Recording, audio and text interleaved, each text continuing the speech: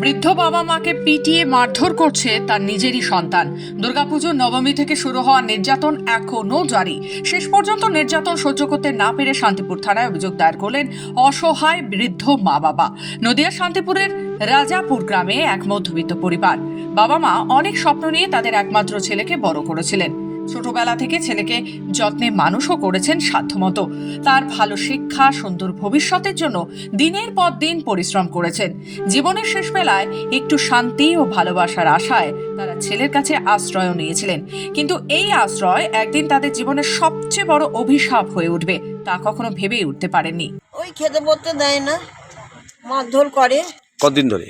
তার করছে অনেকদিন ধরে, অল্প অল্প। ওই নবমীর থেকে বেশি করছে, দুর্গাপুজো নবমীর থেকে বেশি করছে। আর আজকে আরো বেশি আজকে একবার চরম। তুমি বাড়িতে আমার গিয়ে দেখে এসো, একবার যাও।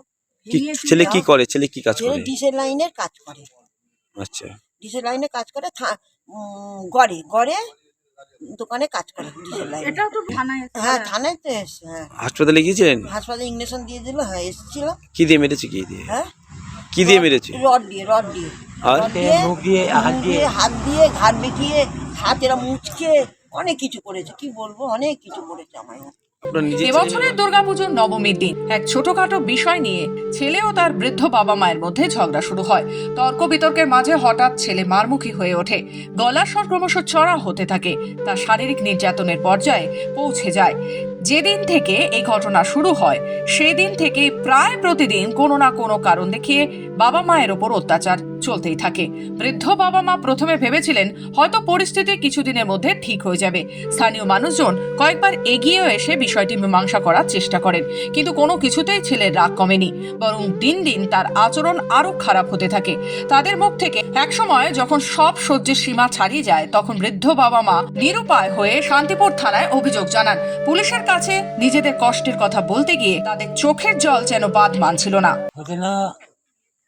ওই অশান্তি করছেও, নিজেই অশান্তি করছে। হ্যাঁ, এই যে মারধর করছে। হ্যাঁ, কদিন লেগে মারধর করছে। কে মারধর করছে? কে? আমার ছেলে। আপনার ছেলে? আমার নিজের ছেলে মারধর করছে। এই এই এই হচ্ছে, এই কদিন থেকেই হচ্ছে। এই নমে থেকে আরম্ভ হয়েছে, এই সব লেগেই যাচ্ছে। থানায় জানিয়েছেন বিষয়টা? হ্যাঁ, থানায় জানিয়েছেন? জানেন, এই আজকে জানলাম। আর আজকে বেশি করেছে, তাই হাসপাতাল গেলাম, হাসপাতাল থেকে এসে থানায় যাইছি। গ্রামের মানুষ এই ধরনের ঘটনা শোনার পর তারা মর্মাহত। দাবি ছেলের এমন অমানবিক কাজের জন্য যেন কঠোর শাস্তি হয়। পুলিশের পক্ষ থেকে জানানো হয়েছে অভিযোগ গুরুত্ব সহকারে খতিয়ে দেখা হচ্ছে। শীঘ্রই অভিযুক্ত ছেলেকে জিজ্ঞাসাবাদের জন্য তলব করা হবে। আজও বৃদ্ধ বাবা মা সেই শান্তির অপেক্ষায় আছেন যা তারা ভেবেছিলেন ছেলের সঙ্গে থেকে পাবেন, কিন্তু বাস্তবতা তাদের সেই স্বপ্নের ঠিক উল্টো। সমাজের কাছে তাদের একটাই প্রার্থনা, এই অত্যাচারের অবসান হোক এবং তাদের শেষ দিনগুলো অন্তত শান্তিতে কাটুক। নদিয়া থেকে সুদীপ বিশ্বাসের রিপোর্ট, খবর বাংলা।